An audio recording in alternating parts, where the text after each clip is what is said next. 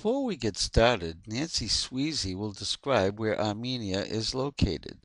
Greater Armenia was a fairly large bit of land between the 5th and the 13th centuries. The territory that is the Republic of Armenia now is much smaller. Armenia today is bordered in the north by Georgia, in the east by Azerbaijan, in the south by Iran, just a little bit of Iran, and in the west by Turkey. Well, Nancy, it's so good to see you again. It's good to see you, Ernie. And the question that I'm anxious to hear the full answer to is, how did you get interested in Armenia from the first place? Well, it's a good question because I'm not Armenian, and it was purely by chance. I was walking on the streets in Cambridge, and I came by a fair, an oral history fair, I think it was, and just stopped in to see what was going on there. And I walked past a table that said Cambridge Yerevan Sister City Association. And I looked at the woman sitting there, and I looked at the papers, and I saw there was a trip being offered to go to then the Soviet Union, to go to Moscow and Leningrad and Kiev and Yerevan in Armenia finally. And I said, oh, that's just what I want to do this summer. So I signed up the papers and agreed to go and went with a lovely group of people. And we did travel through all the other cities and finally got to Yerevan, which is Armenia. And I didn't know anything about Armenia, so it was a very pleasant surprise to see it. Very different from anything I'd ever seen before. But I went to, I spent 3 days really talking to the son of the man who built the Folk Art Museum in Yerevan. He was no longer living, but Aram Sharamban met me at the hotel and escorted me everywhere around, particularly to meet traditional artists. And I met them in Yerevan, and I met them out in the countryside. And we had a wonderful time, and Aram and I got along very well right away. So by the time we left, we were only there for 3 days, and by the time we left, Aram had asked me if I would be able to help work on a crafts marketing program for the handwork of the Armenians. They're very, very good with their hands. Now, I'd just like to put something in perspective.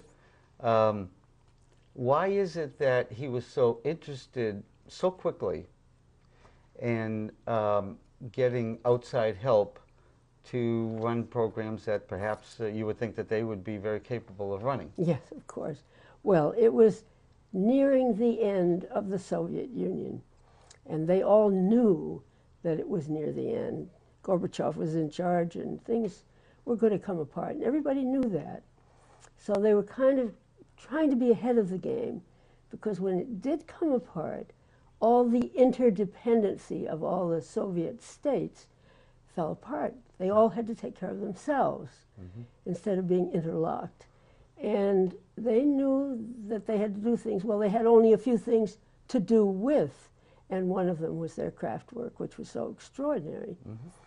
They work in wood and metal and clay and you name it, and I'll talk about that later. But I said, well, Aram, I will try. I don't know if I can do it. I had been a potter all my life, and I had sold the pots. So I knew something about marketing of crafts. And when I got back to the United States, I spoke to my friend Carolyn, and she said, I wish you'd do that, Nancy.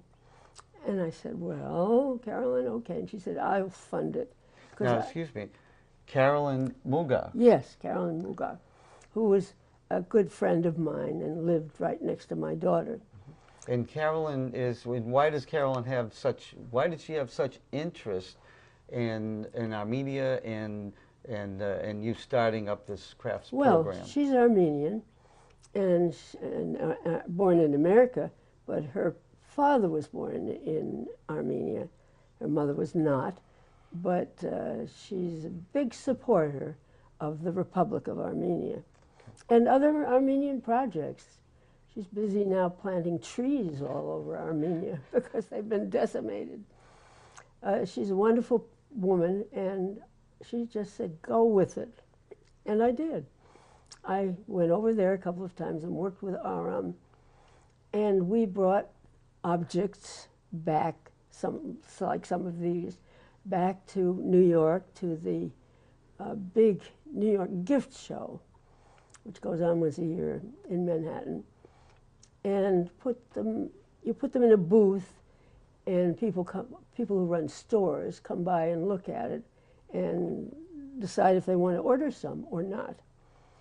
And what we discovered after trying that for 2 or 3 times, and some people bought them for the stores, but we discovered that they had to be priced too high in America to sell in the American marketplace, because you had to pay to get them out of Armenia. You had to pay bribes, you had to pay exit fees, you had to pay American import fees, and you had to pay for the travel costs. And by the time you got all that done, a simple little thing like this, which might well have sold for $10 or $15, it had to cost $40. You know, it was ridiculous. And so we had to actually give that up. It was too bad, but Aram's sister, Anush Sharambayan, in Yerevan, decided to take hold of the project and make it into a truly economic support project for the Armenians. This is 2 years later now, and the Soviet Union is finished. And they're on their own, and people were going hungry. There was just no support. So we were building up a support system for the people. So she got women. The men said, no, I won't have anything to do with it. I'm not going to make enough money. The women said, I will do anything to feed my children. So they began knitting sweaters. And they knitted sweaters to American designers' specifications to be sold at the very upscale stores like Bergdorf Goodman. And they're still doing it. So the program now supports more than 1,000 families in Armenia. Wow. And that's pretty good, even though it didn't help the traditional handcrafts. But Aram runs a store in Yerevan where he sells the better crafts right there to the NGO people and, you know, people who come there to visit and whatnot. Mm-hmm. And to the Armenians themselves, who are, some of them now getting quite rich. And that was so at that same, let me go back to the first visit I had there, the first 3 days. At the end of that visit, a man named Levon Abrahamian got hold of me. He's a big scholar there. And he talked to me for about 4 hours before the plane left, way into the night, and asked me about whether I would be able to help him and his colleagues, all good, very good scholars, produce a book that would be published in English. They were very anxious to be published in English. They had never been. And I said, well, I don't know that I can do that, but let's keep talking about it. So they rolled out a whole list of ideas that they worked on. When I came back the following year or 6 months, they had this they talked to me for about 3 hours about what they would write. And I was pretty fascinated by it. And I said, well, I will work with you if you will look at your culture through the eyes of craftspeople. Because at that time, or only very recently, had the country become industrialized. And before that, absolutely everything was made by hand. The monasteries, the beautiful monasteries, were I saw them hand chisel the blocks that were building them. And everything was done by hand. There was weaving, and there was embroidery of all sorts, and there was pottery, and there was metalwork, beautiful metalwork. And so I thought this was well worth trying to shape a book out of it. Well, the fascinating thing, Ernie, is that Armenians and everybody in the former Soviet Union had quite a different idea about how you created a book than I did, or Americans generally did. They had been paid under the Soviet system by the number of words they wrote. Now, if you can believe that. Wow. Talk about piecework. They said a lot more than they needed to make a point. The more they wrote, the more they got paid. So I was faced with, you know, a sentence this long that ought to have been this long. And we worked together. Levon came back and forth to the States. I went over to Armenia 11 times, actually. Oh, my goodness. And we worked and worked on it. We worked for a lot of years. And finally we came, I had a press by then. Indiana wanted to publish it, Indiana University. And they did publish it.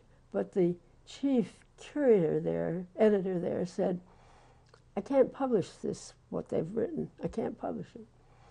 And I told them that, and I said, look, I will take this and rewrite it. And they sort of gulped, because no author wants somebody else to rewrite their material. Yeah. And I said, well, it's either that or give up the project. You can't get it published. Yeah. So they fell silent, and I took a year to rewrite it. And it was quite a task, but I finally got it done. And then I sent it to them on the email. We worked on email a lot. And there was a dead silence for quite a little while. Finally, Levon emailed me back and said, well, Nancy, I don't like this, but my colleagues do, and they want so badly to be published that I will let the book go ahead, but what I have written has to be taken out of it. I will not have anything to do with it. Wow. Well, he didn't mean anything to do with it. He was the editor, as I was the editor also. We were co-editors of this material. But what he wrote was really something that couldn't be combined with a factual book about here's how they worked with silver in the second millennium BC, or anything like that. He wrote a lot about demiurges. And frankly, I had to look up on Google what a demiurge is. Well, tell us. Anyhow, it was a semi-god. And was it the real God or not? No, it was the God that made material things on the earth. There was another God that made the whole earth. But it wasn't something Westerners are going to take to. The way it was written by Levon, it was not going to work here. And my editor at University of Indiana Press said so clearly. Yeah. She said, you're mixing two books together. Yeah. That's his book is one thing, and what you're trying to write is another. So we finally settled down to an agreement that we would publish it, and he would remove material.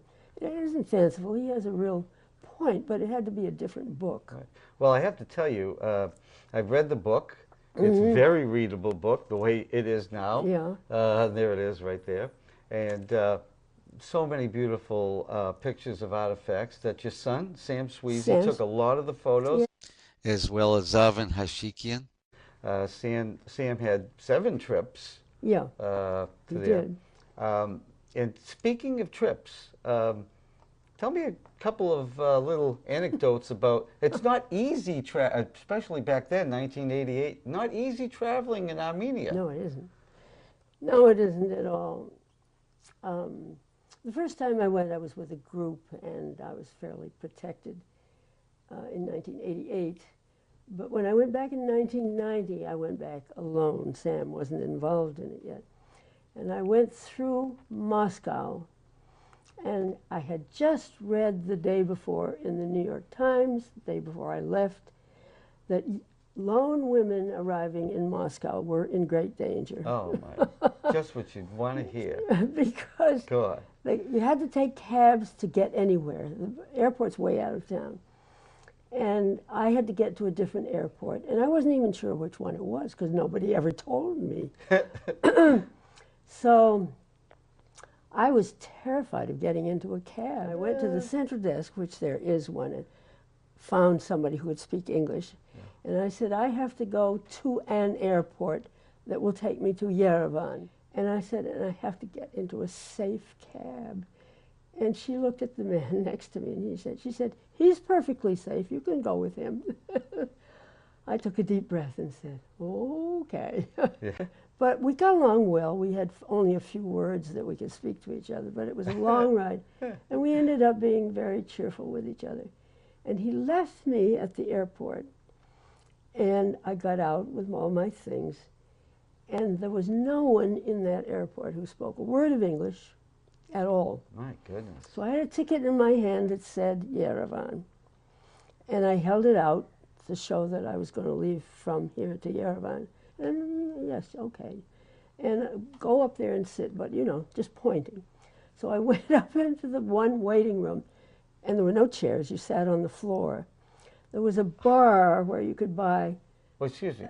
Sat on the floor? On the floor. No, there were no chairs there. Were there many people on the floor? Well, quite a few, but you tried to get a space where you could lean against the wall. Prime territory. And keep your luggage right with you, because you really didn't know what was going on. Oh, goodness. So, I mean, every time a departure was announced, I would go up and hold out this ticket that said Yerevan. And they would say, "Niet, niet." You knew that word. I did know that word. And so I went and sat down again. It was 7 hours before I held my ticket out, and they said, ayo, and get on the plane. Goodness. So that was one experience. Well, let me tell you about another adventure in the travels to Armenia. This was going out of Armenia at the moment when Armenia didn't have enough gas in the airport in Yerevan to gas up the plane to go all the way to Paris. Oh. So we had to stop somewhere in order to really get to Paris. So we stopped in Sofia. The plane was totally crowded. And in Armenian planes, you had to run to get a seat on the plane. And there were people standing as we flew. Goodness. They overbooked it tremendously. They just piled people in the airplane. And you were lucky if you got a seat that the back sat upright. Usually many times they would collapse like this. Oh. You had to sit like this all the way. Wow. The flying was quite miserable. So, at any rate, we stopped in Sofia to buy more gas because they had more there. And they had to pay for it with bags full of rubles. I mean, they went off the plane lugging these bags, and they were all full of rubles. And the man, nobody on the plane could step on the ground because nobody had a visa.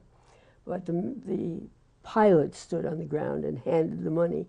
And the guy in Sofia counted the money. Oh, my goodness. It took about 2 hours to count it all. Yeah. And in the meanwhile, Armenians smoke a great deal. And they wanted to smoke, so they smoked in the plane and they smoked when we stopped.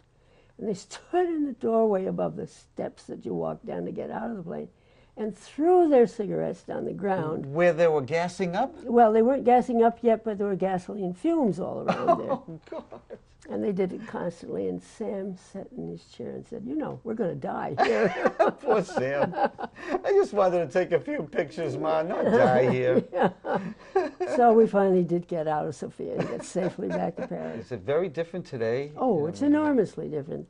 The airport works. Oh, it's absolutely, totally modernized now. Yeah. So now you finally get to Yerevan, and this is very explosive political situation going on. Yeah. Talk to me about, your experiences in the hotel and what was going on outside your hotel. And well, there were Soviet tanks. The first trip, the Siska trip, there were Soviet tanks surrounding the city.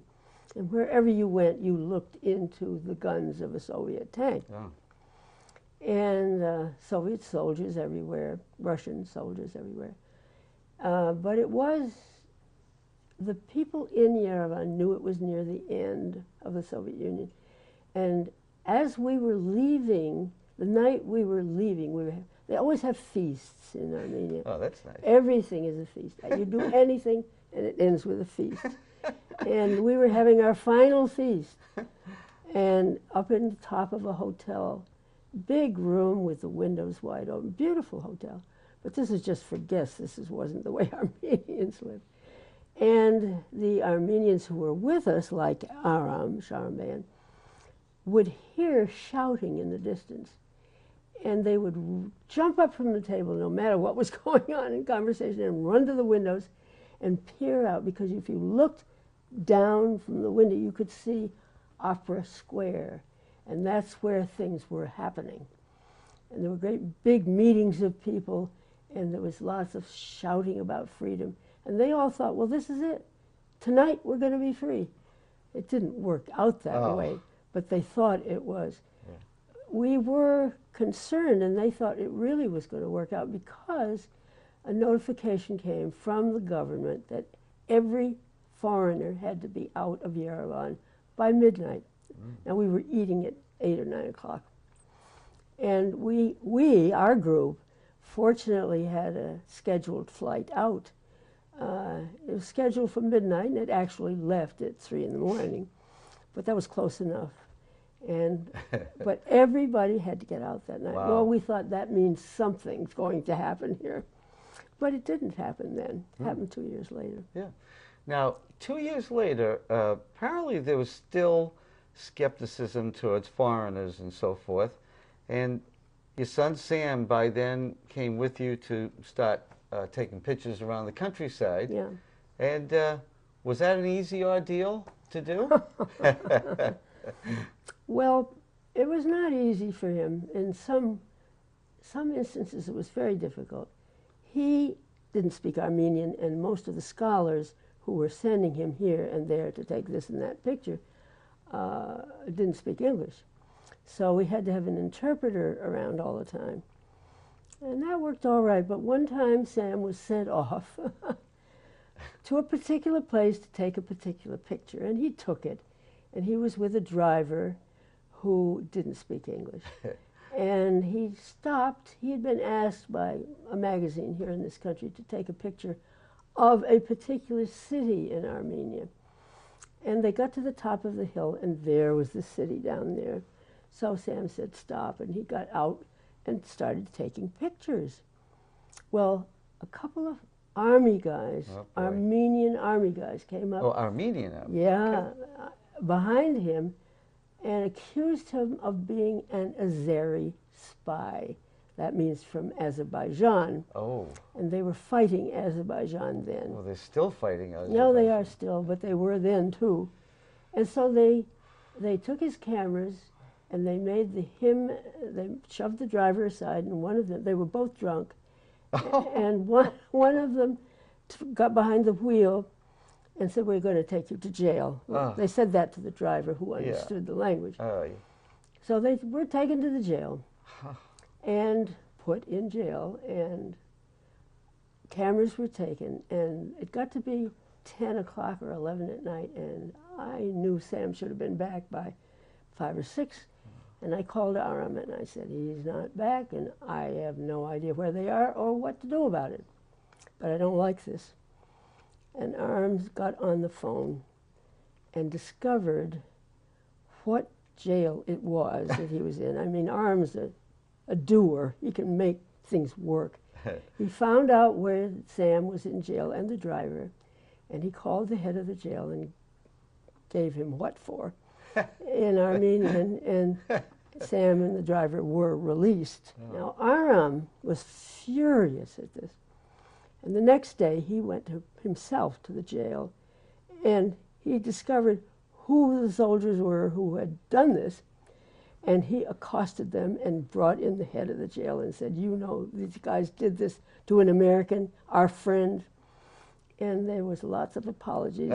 And they had to pay a big price, and the Aram got the camera back. Got the camera back. Oh, good heavens. Well, that's quite I mean, that sums it up right there. I mean, It there was was no free lunch being it there. was dangerous times. We rented an apartment usually because it was better than staying in a hotel, which was very noisy, and we could do that very, very cheaply.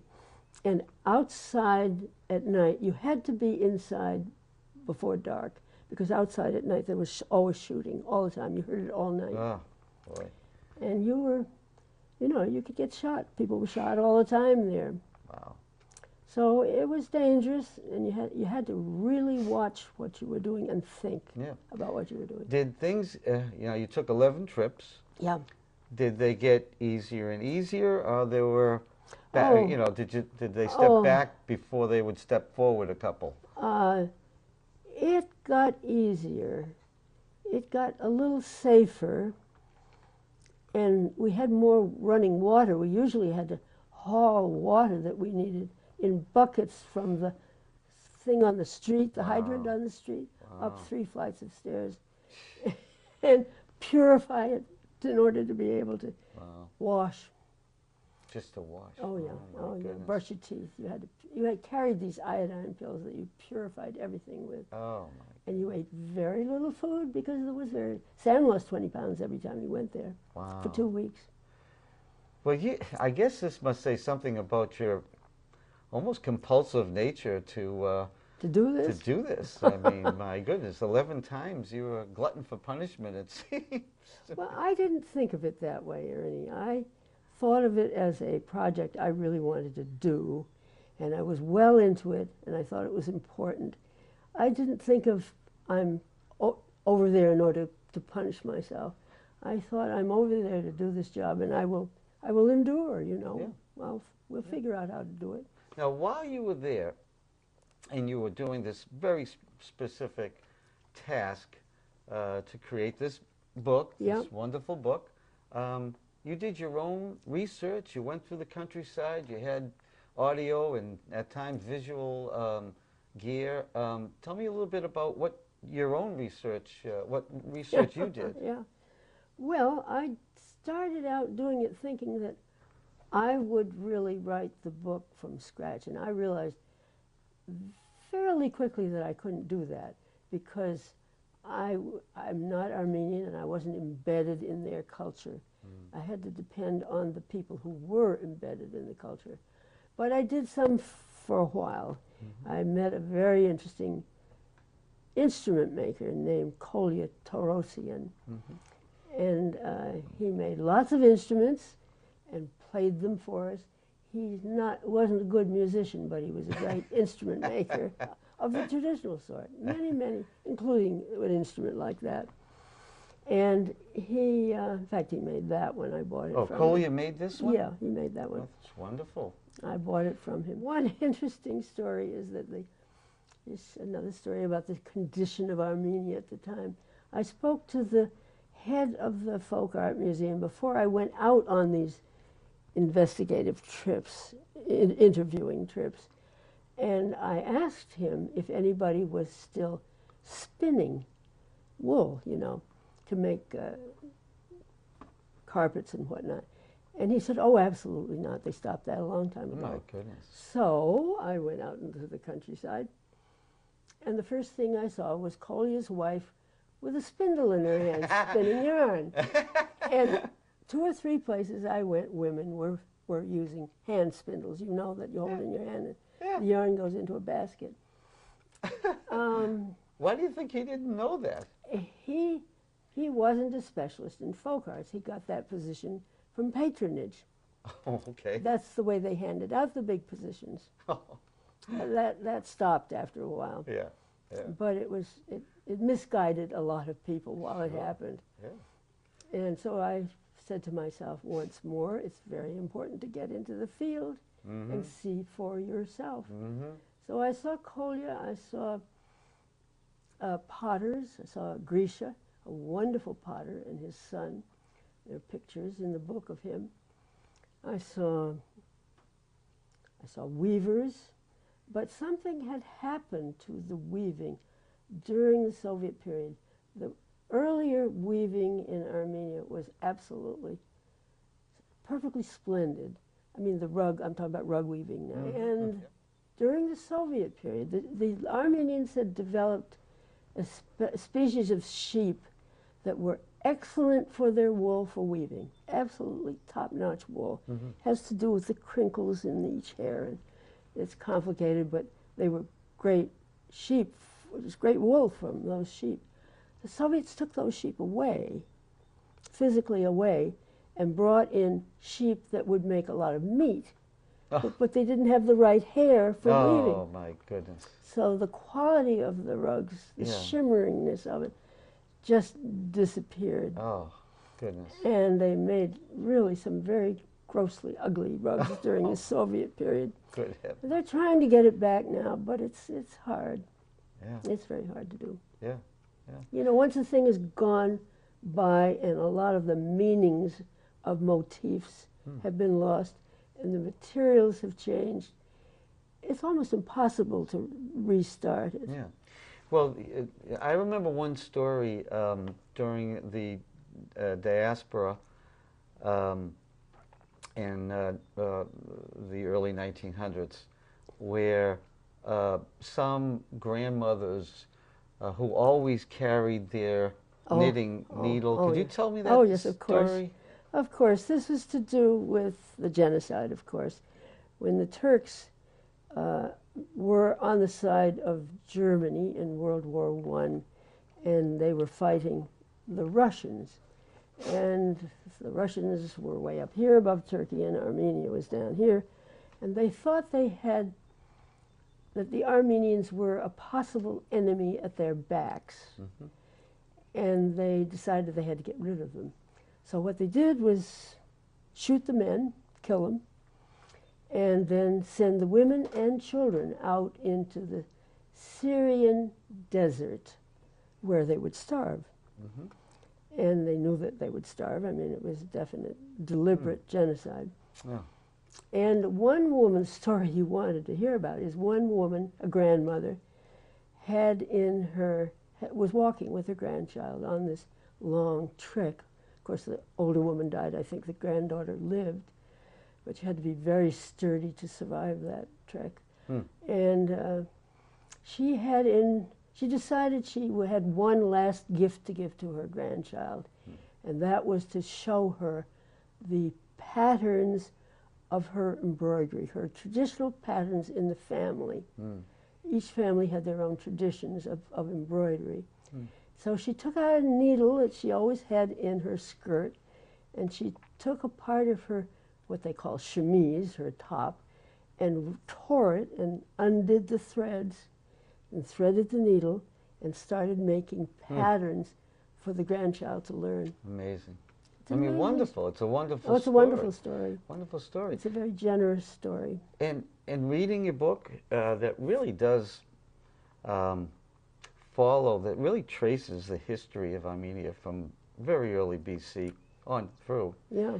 This is a recurring thing that happens. Is the barbarians come in and they decimate their cities and they scatter, and the Byzantines don't want them so close to their borders, Yeah, and they yeah, make yeah. them scatter. And yet somehow through all that, they still remain a cohesive culture. They fought to keep their identity from way, way, way back. They were scattered in little groups of Armenians in the hills, in the mountains. The reason they survived at all was because they lived in the mountains. And the powers that be, who were Persia or Byzantium or some other great power, the big powers always ran what went on in the area. And the little countries had to survive as best they could, but they always had somebody from Persia who ruled over them and told them what they could do and what they couldn't do. But Armenians lived on the mountains near Ararat. It's a very high country, and they were scattered groups of people, and they weren't really united. The thing that finally united them was becoming Christian. And there was a great story about, they were the first Christian nation in that area. They became Christian in 304 AD.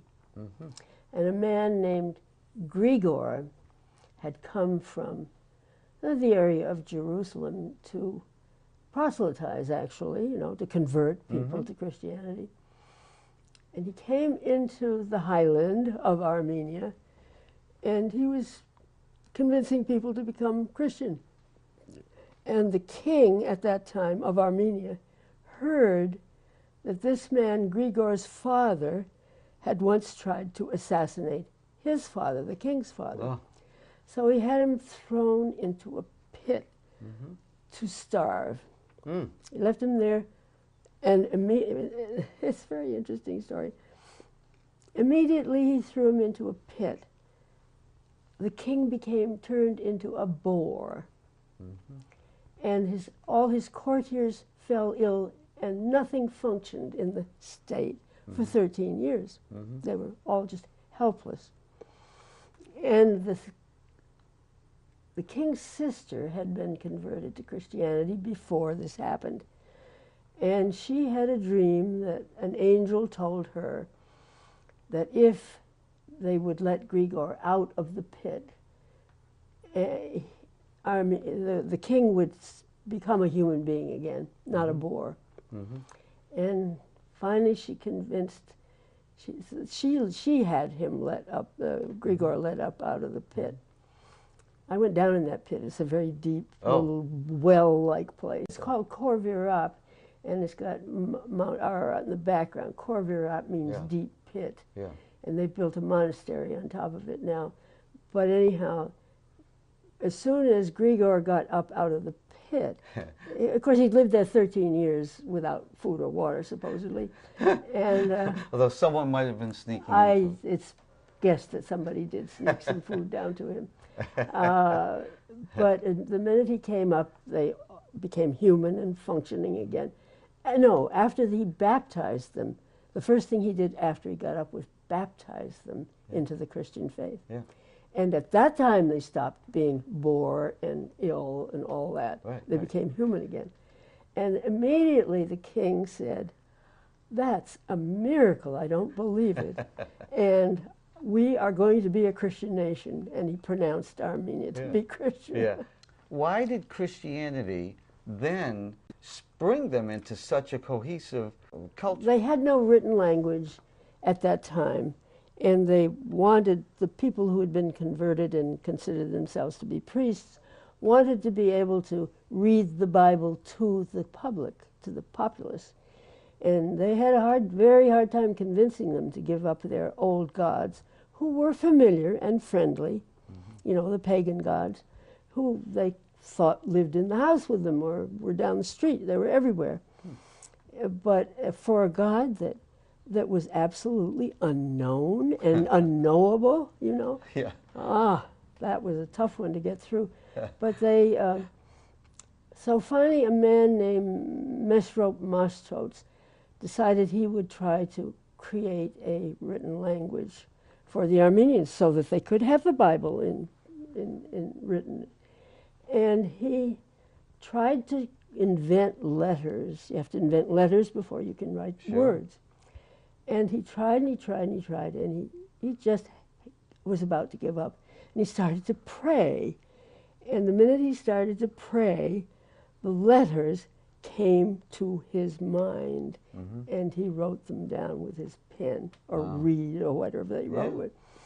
And from those letters and from help with the Greek, the way the Greeks put a language together, which he used, he developed a language. That's amazing. And then he wrote the Bible in written Armenian. It could be read. But only a few people knew how. Then that's where the illuminated manuscripts come in. The monasteries of the time, in the medieval days, had many things going on in them. But among other things, they were creating these illuminated manuscripts which mean that they have a written part to them and pictures that they paint so that people who can't read the written part can look at the pictures and get the story. Yeah. And those manuscripts are very famous. There are more than 30,000 Armenian manuscripts of that sort. They've survived somehow? Well, there were hundreds of thousands, but there are 30,000 now in the Matena Library in Yerevan. Yeah. And they really are pretty extraordinary. I've been in there looking at them. And some people bring them flowers. Some of the Armenian populace care so much about them that they bring flowers and leave in front of them. Yeah. And they come and worship at them.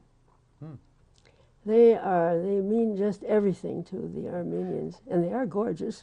Well, I guess to this day, books mean very much to Armenians. They were the most educated group of peoples in the Soviet Union. Wow. Quite a bit above that says everybody. a lot. There's very a lot of intelligence in the Soviet Union. And very literate. They could read and write, and they're very smart people, and they still are today. So Christianity really launched them into all this. If it wasn't for Christianity, they wouldn't have developed a written language, which has just transformed everything. Yes, right. You can't get very far if you don't have a written language. Yeah. That's just a fascinating story, and again, yeah, a lot of this is folklore, a lot of this is tales. However, you can't deny that there were forces that shaped Armenia and Armenians, and especially Armenians. There's a sense of culture, there's a sense of identity that's lasted through all of this. And the church has been central to preserving that identity, and is still doing it today. Still today. Governments come and go and fight and kill each other. It's the church that holds everything together. Let me just back up for a second. A little earlier on, you had said that one of the reasons why the Armenians were able to survive the attacks of the Persians and the Byzantines and the Romans and later the Turks was because they knew how to use the mountains. They were familiar with the mountains. They could survive in the mountains. Yet, in your book, you you tell a very different story of they also had respect and also fear of the mountains. Tell me about the mountains and specifically Mount Ararat. Let me say to you, Mount Ararat is considered a sacred mountain in Armenia. It sits on one of the high plains, plateaus, and the city of Yerevan is right behind it. It is not in Armenia today. Oh, yeah, it's in Turkey. Oh my goodness. Just over the border. That's interesting. Just over the border. Taking this sacred mountain. Yeah, and they don't like it at all, but that was, the deals that get made by. Well, the fear happened very early on the part of the Mesopotamians in the valley below. They were what we call the cradle of civilization, and the first cities in the world happened there. And they were right next to these mountains of Armenia. And the people in the Mesopotamian cities built what are called ziggurats, which are clay bricks built up and up and up, and then with a little temple on top, so that the priests of those cities could go up there to confer with the gods whom they believed lived in the mountains that were above them. And the story is that the mountains, while they contained the gods for the Akkadians and Sumerians and all those people down below, also held marauding tribes. This was very early, before Armenia became Armenia at all. The tribes lived in the mountains, and they would come down and attack those cities. I mean, the cities were wealthy, and the tribes would come down and fight for a little while and grab what they could and go back up into the mountains. These were not necessarily Armenians. These were Kura Araxians and other peoples who lived in the mountains before the Armenians got there. But the Armenians could be rough too. The other thing that they were afraid of down in the valley below was the floods. There were constant floods. We have the flood story in the Bible, and the Quran has the same flood story. But there were flood stories long before that. The story of Gilgamesh is probably the oldest story ever written. Before Noah's Ark. Yeah, oh, way before, way before. Noah's Ark is come lately. Yeah. Amazing. Yeah, they built on up to that. So the Gilgamesh epic is about a flood that happened, centuries before Noah was supposed to have lived. And then there were other Mesopotamian floods, and there were flood tales. You could find probably 100 of them. And then finally you come to the Judaic one in the Bible, and the Quran, and that simply is approximately the last one. I don't mean it's the last flood, but it's the last tale, big tale. But it took from all the other tales. Tell me about the mythology of what people believed came from Mount Ararat. Sure. They believed Mount Ararat to be sacred. It was their sacred mountain. It always was from the very beginning. They believed that the gods lived at the top of the mountain, and the bottom was inhabited by snakes and dragons. And there are all kinds of myths that came from that. It was at one time, it is no longer, it was at one time a volcanic mountain. And out of the side of the mountain, which you can still see the slits in the mountain where it happened, came black water and black smoke. And you know, to illiterate people living below, that was something to make a story about and to be afraid of. So they did make this myth of a prince being stolen by the dragons in the bottom of the mountain and swapped for one of their dragon cubs.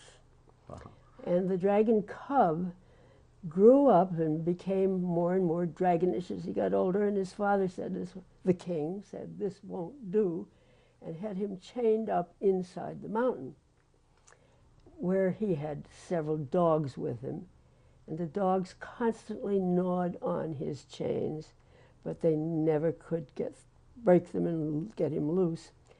And the reason was that the Armenian blacksmiths hammered on their anvil, hammered in their forges on the anvils 3 times every Sunday, and that strengthened the chains of the prince tied up in the mountains. Yeah, and so that's why the blacksmiths became such a big part of their culture, very important people in their culture. Oh, tremendously important. Before that, it was the bronze smiths that did wonderful things. But when the blacksmiths came in, it's a very hard, much harder metal, as you know, than bronze is. So they made all their weapons out of it. And an interesting story about a blacksmith is they have to put the thing they're working on in the forge, which has to be red hot in order to shape.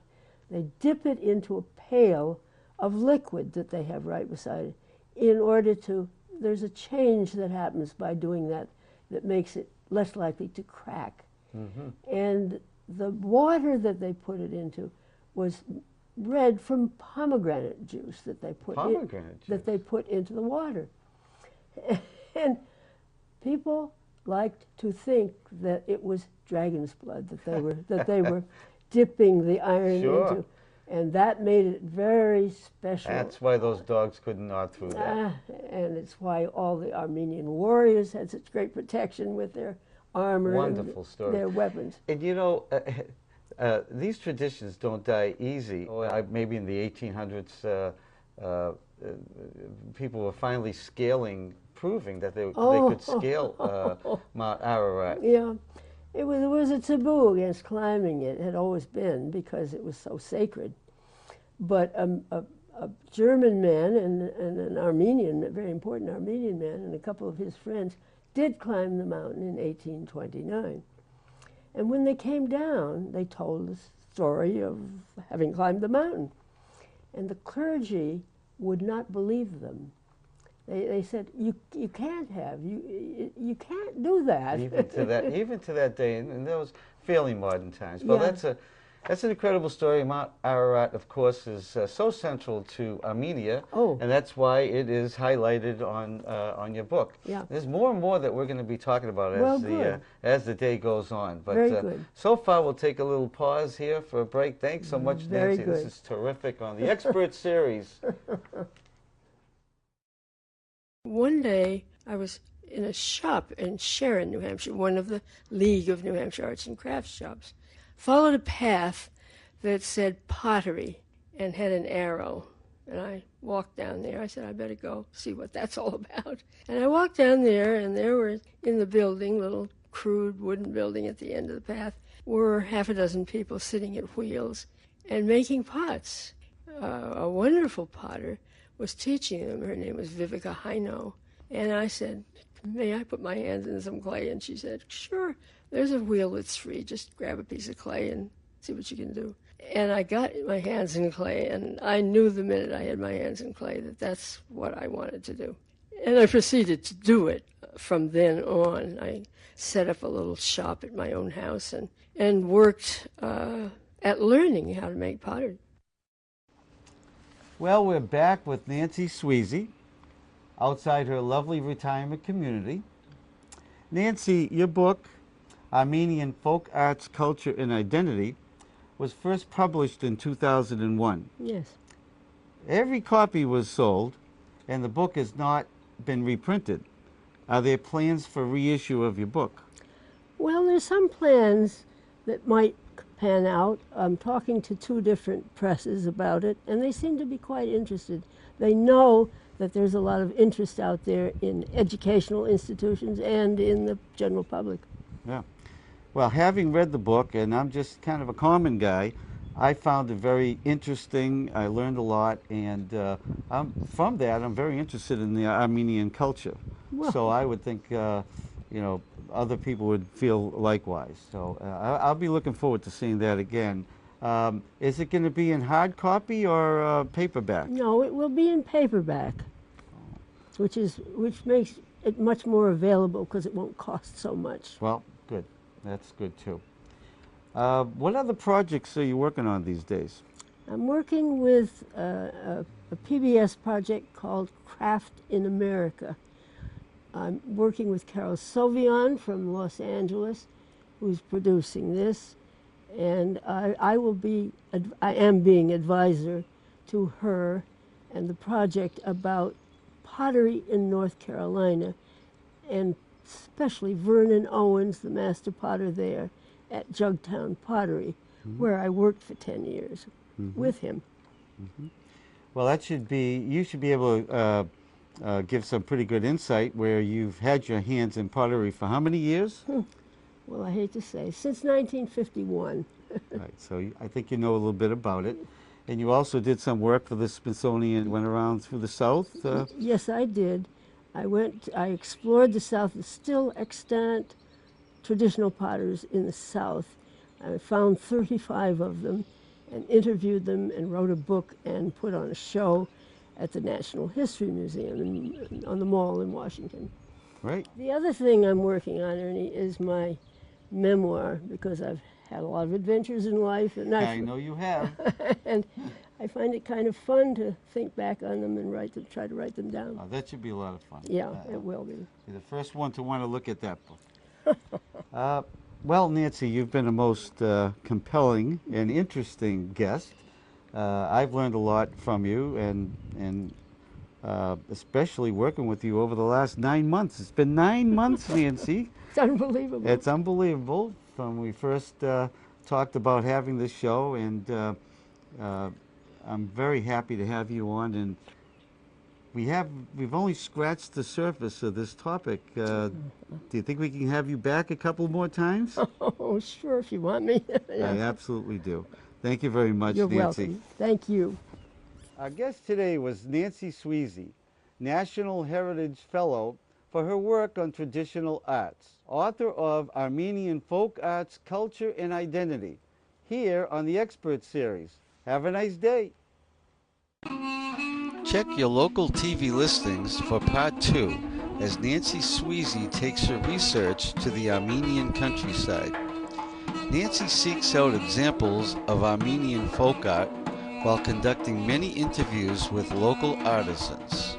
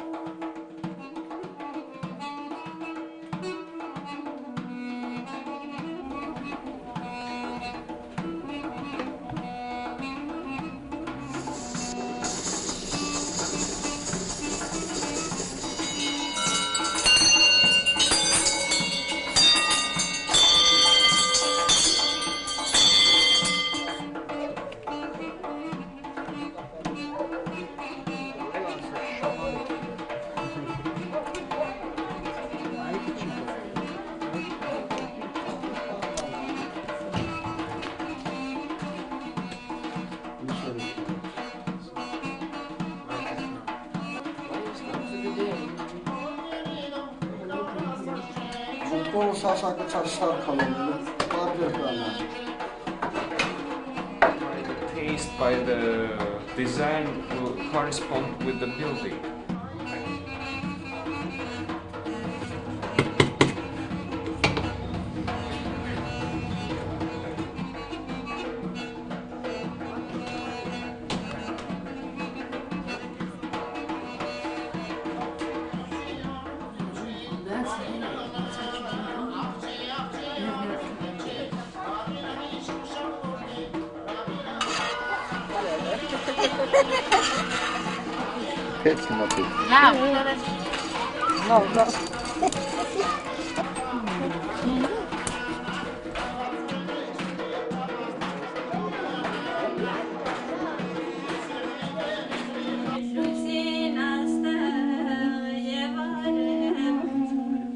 Gişe